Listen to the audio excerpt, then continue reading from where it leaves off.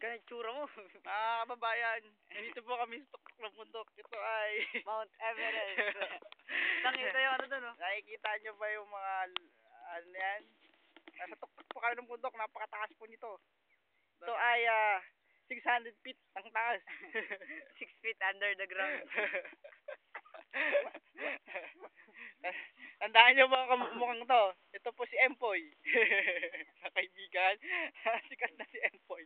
Ng Channel 5. Yan po yung tower. Yung Napocor Tower. Sa baba ay mga nakikita nyo yung mga punong mangga. At kami po ay kasalukuyang kukuha ng bagaso o yung kamote. So, mag-start na po kami dito. Nakikita nyo sa baba, yun yung taniman.